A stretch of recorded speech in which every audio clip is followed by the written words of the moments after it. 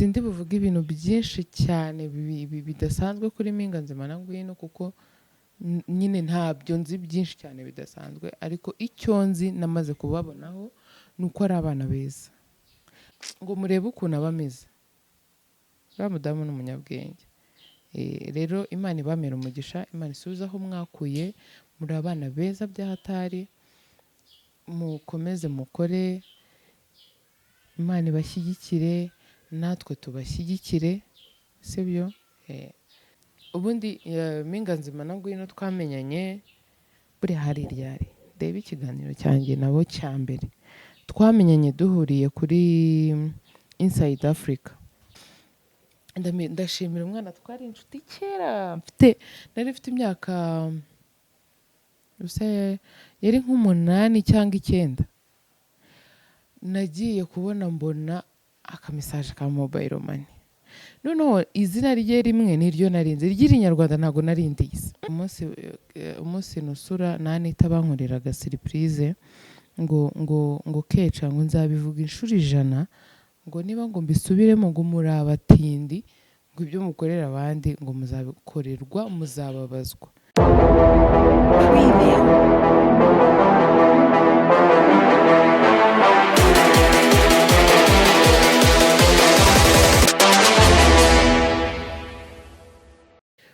Muraho neza, amahoro y'Imana bane namwe, Nyagasani akomeze kubandindira.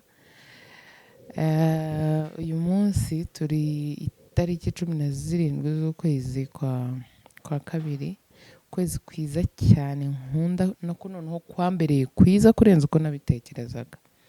Narabivuze mvuga kamanze nshimira abantu barebye ikiganiro cyanjye, ndimo ndavuga abantu bavutse mu kwezi kwa kabiri kuno akenshi baba bateye, ntabwo ari byo 100%, ushobora gusangamo 2, 3, nyine ntago bivuze ngo ni kamara kuba byuzuye biriya byose navuze. Mwarakoze kubireba. Hari abambwira ati niko abantu bavuka mu kwa kabiri bateye, mfite umuntu uteye gutya, wenda umugabo cyangwa se umwana. Harabura iminsi itari myinshi cyane ngo kuno kwezi kurangire, nsaba Nyagasani rero ko yadufasha kukazarangira turi amahoro, tumeze neza, tugera ku byifuzo byacu.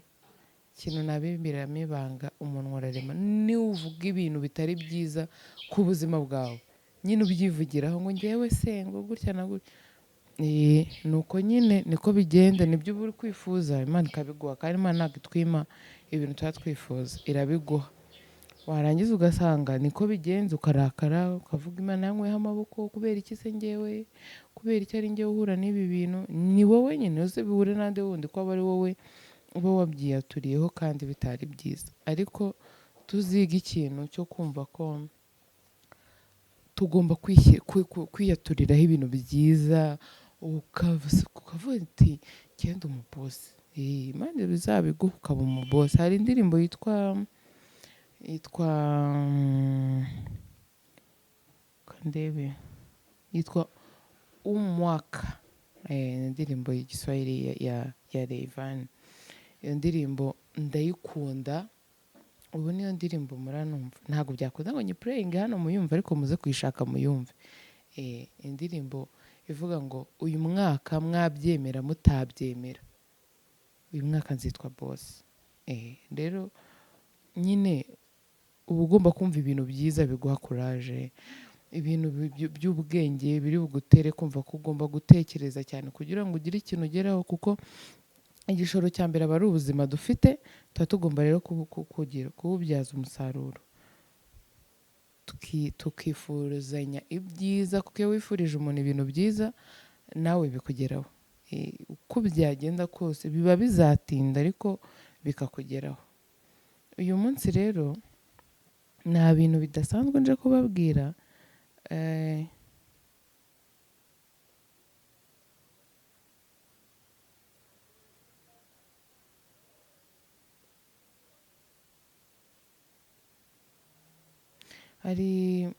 Ndashimira hari comment mbonye y'umuntu yanditse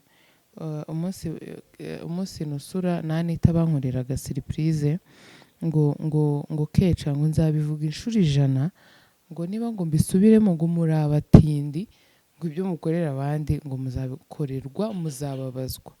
Sinzi ibyo dukorera abandi ari ibiki, simbizi ibyo dukorera abandi ni ibiki. Ibiganiro tuba ibyo dukorera abandi ni ibiki ntabwo mbizi, sinsobanukiwe ibyo ushatse kuvuga.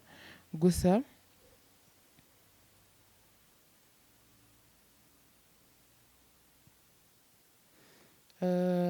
ibi bintu mbonye ntabwo ngiye nabivugaho cyane. Gusa ikintu nyine nabwira abantu mupfa kwandika comment z'ibintu muba muri kubona hano hanze bivugwa bigira bite, mujye muvuga muziga, nicyo kintu cyiza, kuko ntago uba uzi ukuri 100% kw'ibintu urimo kumva. Ubundi hari igihe, reka mbaho urugero, ubu ntimuzi nk'umubyeyi ufite nk'umwana ariko uwo mwana akamuhinduka hahandi ujya kumva umubyeyi arimo aravuga ati ntabwo niyumvishaga ko umwana wanjye ari ushaka gukora bino bintu, ari umwana we. None wowe urimo uragenda kumva ibintu biri kuvugwa n'abantu hirya no hino, wipanze akazi ko kujya kubivuga nk'aho nyine ubizi neza, uri kwandika comment zitari nziza zo kuvuga nabi, ntubizi neza.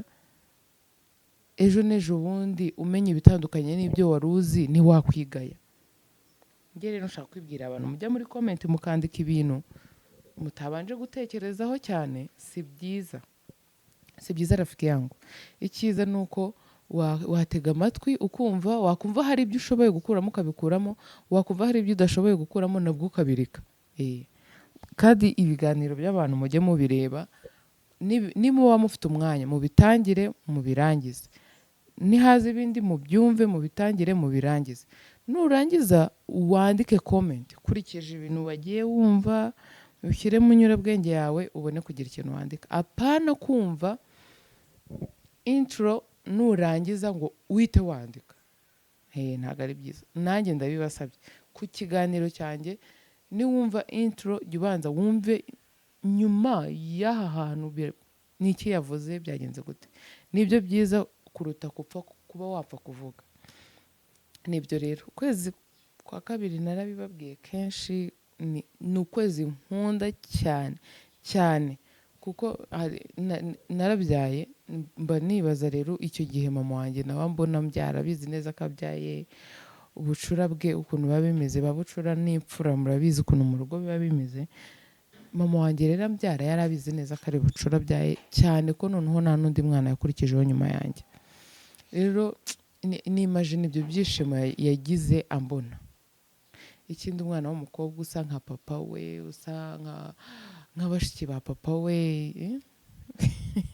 ibyinshi byose ndi bubijyemo. Gusa niyo mpamvu mba numva we ntahari, ibyishimo yari afite ngomba kugerageza nkisanisha nawe, nanjye nkaba mbifite bikankundira. Noneho ikindi simbabeshye, uku kwezi kwa mbere ukwezi k'umugisha cyane cyane kuruta ukwezi kwa mbere, kuruta ukwezi kwa 12. Kwa mbere ukwezi kwiza, hari amarira yagiye aza kuri njyewe mu kwezi kwa kabiri, atari ay'akababaro, ari ay'ibyishimo bya bindi ushobora kumara icyumweru birangiye bibaye, ukongera ukabyuka ukumva wakwiyongeza andi. Ukwezi kwabaye kwiza cyane, kwabaye kwiza. Nifuriza buri muntu wese unkunda nta buryarya ko nawe yagira ibintu nka 3 yishimira akarizwa nabyo, kandi kubera ari Nyagasani wabimukoreye, atari ibintu ari gukesha umwana w'umuntu cyangwa iki, kuko ibyo akenshi wenda ntabwo aba abyizeye ko bizahoraho. Ariko Nyagasani yagukoreye ikintu, Mana yanjye urishima byatari. Uyu munsi rero nzanywe no gushimira abantu bamwe na bamwe no kuvuga ku bintu bimwe na bimwe. Mbere na mbere ndashimira abakunzi banjye, abafana banjye, abantu batuye mu Rwanda, abantu batari abanyarwanda, abantu batuye mu Rwanda, abadatuye mu Rwanda, abarundi, abantu baba i Bugande, aba diaspora baba hirya no hino. Mana yanjye ndabashimira cyane, ndabashimira. ndashimira umwana twari inshuti kera nari mfite imyaka yari nk'umunani cyangwa 9. nagiye kubona mbona akamesaje ka mobile money, noneho izina rye rimwe niryo narinze, iry'inyarwanda ntabwo narindizi. Birancanga, ndavuga se uyu muntu wanyohereje amafaranga ninde koko? Biranyobera, ariko kubera izina rye rimwe ari ryo ndizi kandi nta n'undi muntu ufite muri phone yanjye barihuriyeho, ndeba nimero. Ariko mu kureba nimero sinahita nibuka nanone kujya kureba ya mibare inyuma iza kuri mobile money. Murabizi ko nimero zose zitaza muri message. Sinzi, nabikoze ndi hano mu rugo, kandi akenshi pe iyo ndi mu rugo n'umuntu akampamagara kuri telefone, uwo tuvugana iminota irenze 5 aba yihangana, kuko mvugisha abana, mvugisha abantu bari kumvugisha, mba njagaraye pe, ku buryo iyo ntahise nkurikira ako kanya ngo mbikore vuba nyirangiza ndibagirwa, mpita nibagirwa. Ariko mugutse nza kujya kuri WhatsApp nsanga yanyandikiye arabimbwira, ndishima. Hari abantu nyine bagukorera ikintu ukishima ukavuga disi. Umuntu wese ufite mu buzima bwawe jya umwubaha, ntukiyumve kubera ko muri ubu buzima ushobora kubyuka ugasanga ukeneye umuntu we wibwiraga ko utakenera, umufasheho umwanya mu by'ukuri nyine atari ikintu wiyumvishaga. Warakoze cyane mukobwa mwiza. Nabyemera tuzakorana ikiganiro tuganire ku tuntu twa kera, ukuntu twakoraga agapira tugashyiramo ikibuto cya avoka nabyemera zamuzana hano tubatere story z'ukuntu icyo gihe byari bimeze. Warakoze, Imana isubize aho wakuye gukubira inshuro 1000. Abantu mwamaye ama message meza, mwambwiye ko mu nkunda, mwambwiye ati niyo byamera gute, niyo wavugwaho ibintu bingana gute, ntabwo tuzakuva inyuma. Mwarakoze mana, message zanyu ubundi ni ingenzi cyane, ni ingoboka mutima ziba zagobotse umutima wanjye. Ni ukuri Imana ibamira umugisha. Ngiye kuri message nibyo mu kanya narindi kureba kuri comment kuri YouTube, ni nyinshi byahatari, kuko nk'icyo kiganiro nari mbabwiye kiriya surprise yabayeho bwa nyuma, hariho comment 60. Ubwazo se nyinshi ntabwo nazisoma ngo zirangire. Hari noneho ku munsi nyirizina wanjye wa anniversary hariho comment zindi 66, kumva zose, kandi inyinshi mwanyifurizaga isabukuru nziza. Rero sinabijyamo cyane ngo njye kubivugaho cyane, ko hari n'izindi n'ubundi mwari mbere nakorewe surprise, hari izo nahawe nyinshi cyane, 150 na zingahe. Urumva zose ngiye kuzifatanya nabarambira. Ikiganiro cyarangira ari comment, kikazongera kigatangira ari comment. Ariko rero kize mu ncamake, ni ukuri ndabashimira cyane kubw'umwanya wanyu n'ubwitange. Rero nkaba ngiye kuvuga ku muntu witwa Mpinganze Manangwino.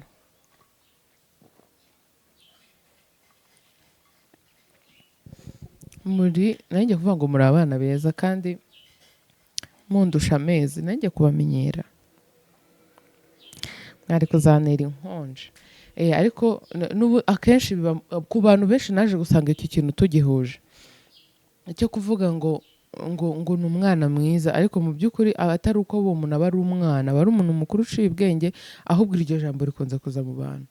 Muri abana beza cyane, ariko cyane kubamenya mu buzima bwanjye ntabwo mbyicuza, byambereye umugisha. Mwarakoze kuri gift mwamaye.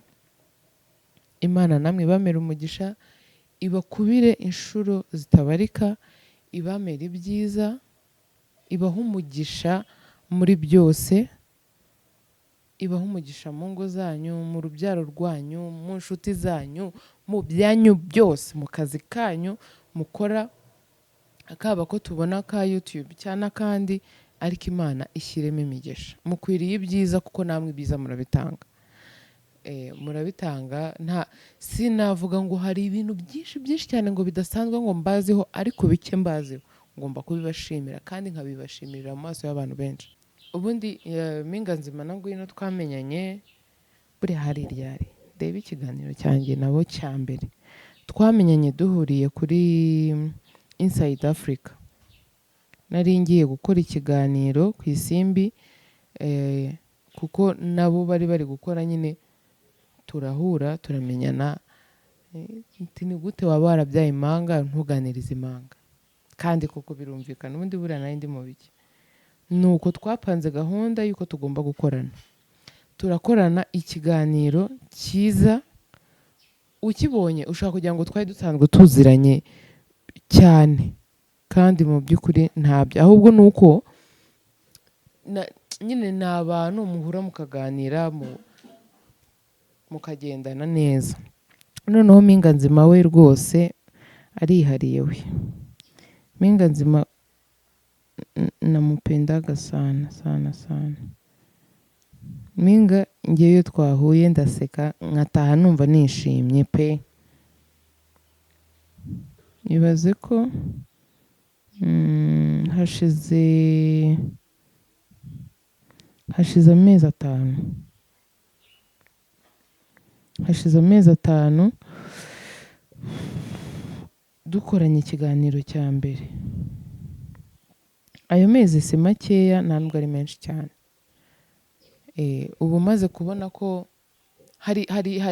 ubu maze kubona ko umuntu ashoboka cyangwa adashoboka. Rero murashobotse cyane cyane. Nta kintu kibi nababonyeho. Hari igihe umenyana n'umuntu akaguteza ibihombo. Nta gihombo kuri ziriya mpanga pe. Muri abana beza, abantu babafite nk'inshuti ntibazabarekure. Muri abana beza, muri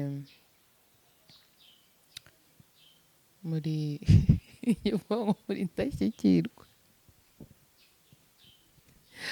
muri abanyabwenge. Ni ukuri muri abanyabwenge. Rero Mpinga Nzima we afite ukuntu aba yimereye kuri kamera, ariko uriya mudamu ni umunyabwenge byahatari.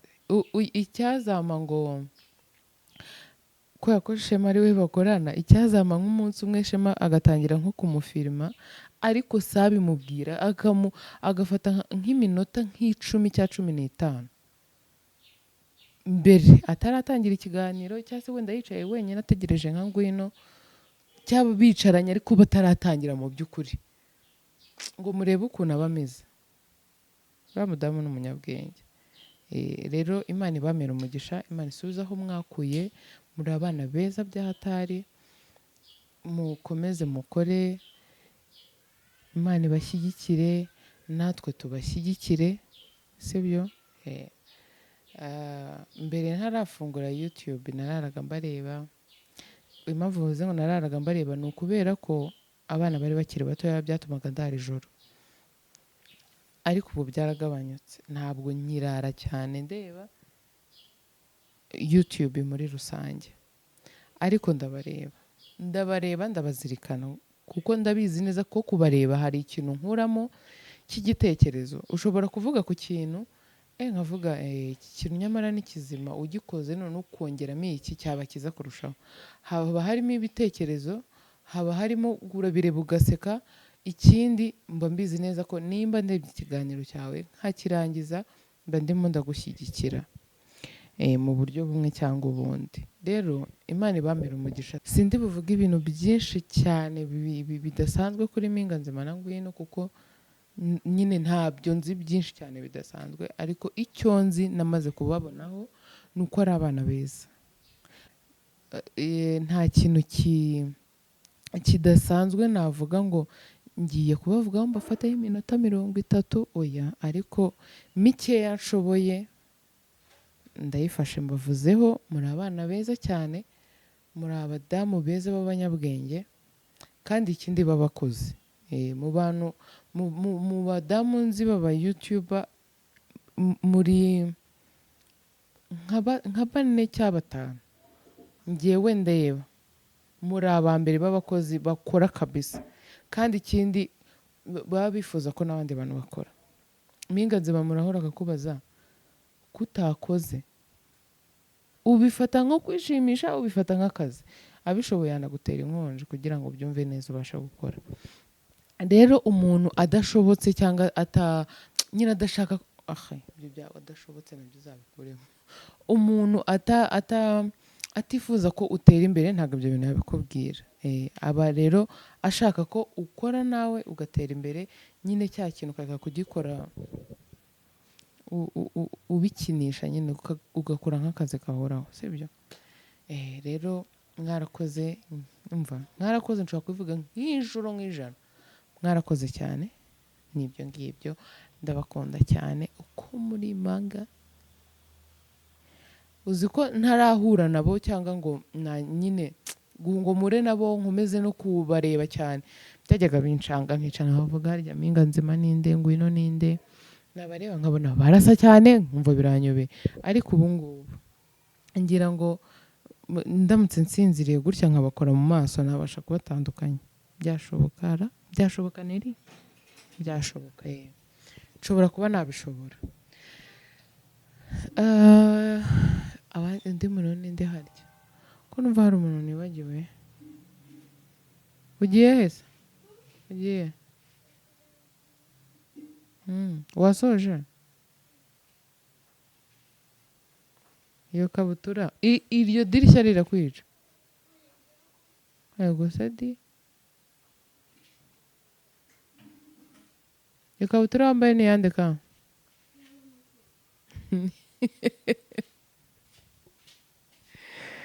Kami yambaye ikabutura ya Latifa we, mbare munyumvire.